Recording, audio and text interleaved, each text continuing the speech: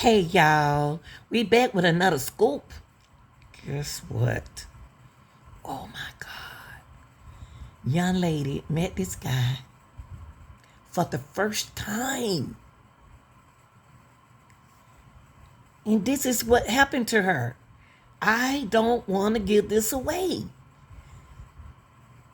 This guy, Maxwell Anderson, unalive Sade Robinson, y'all. They were just meeting each other. She's 19.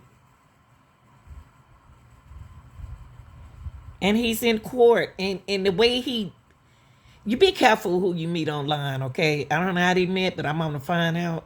But look, I hope she didn't meet him online and then she went to meet him. Right? He met her. Let's see y'all what happened, okay? Hey. Court documents say Anderson and Robinson were meeting up for that first date on Monday, April 1st. They started at a Menominee Valley bar, the Twisted Fisherman, before heading over to Duke's on Water, which is in downtown Milwaukee. That phone is then traced to right here, Anderson's home at 39th in Oklahoma, and we know Robinson was never seen again. What? This new exclusive video appears to capture the moment investigators took Maxwell Anderson into custody near his home at 39th in Oklahoma, following a whirlwind investigation that started April 2nd. Milwaukee County 911 dispatch received a call from Cudahy Police Department regarding a severed leg at Warnemont Park. Subsequently, a Milwaukee police officer who was aware of our investigation raised the possibility that the leg may be related to a missing person investigation that they were conducting. He thought he got away. That missing person, Sade Robinson. A criminal complaint released Friday says investigators used her cell phone records to follow her movements the night before on April 1st for what was supposed to be a first date with Anderson. After dinner and drinks, Robinson's phone was tracked to Anderson's home for 3 hours. An hour later, her phone pinged at Kern Park. And then following a drive across the city, its last trace to Warnemont Park, the same spot investigators found that severed leg. April 2nd, the Milwaukee police found Robinson's car torched near 31st and Lisbon. Jesus. Her clothes and phone in the trunk. 12 News has since learned footage from a city bus near that time and place captured Anderson. In the following days, police and Robinson's family searched that Walnut Hill neighborhood and found a foot and human flesh. MPD returned to the area when Miss Robinson's family located her blanket. At this time, detectives located additional human remains. DNA results on the foot are pending, but DNA results confirm the severed leg is Robinson's. Do you know how she died?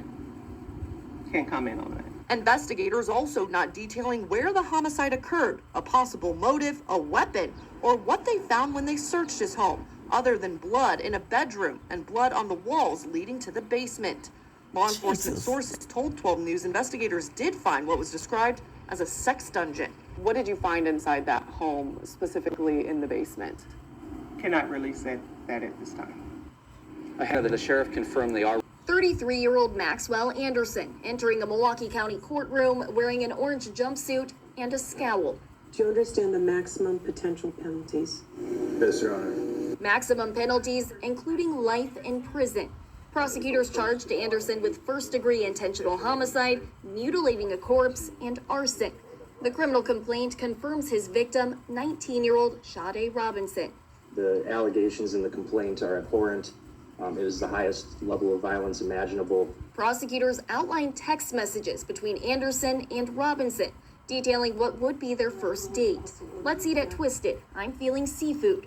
Yes, I love seafood. Sounds good. I'm about to leave. I'll be there soon. They went to Twisted Fisherman, and then they went to Duke's on Water Street, and then returned to his home around 9:20 p.m. And sometime between that time and the early morning hours of April 2nd, the defendant killed Sade Robinson and dismembered her body intentionally, left pieces of her body in various parts through the county.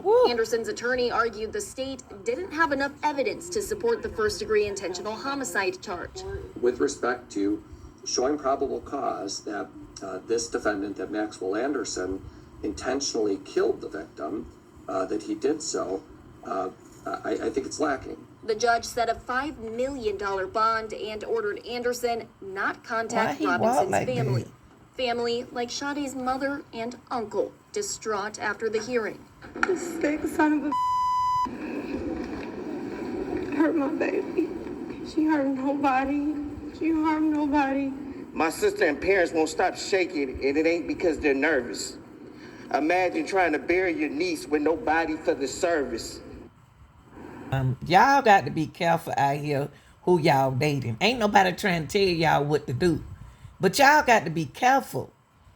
It's for real. This is for real out here. You better all by yourself if you're not in a relationship with someone.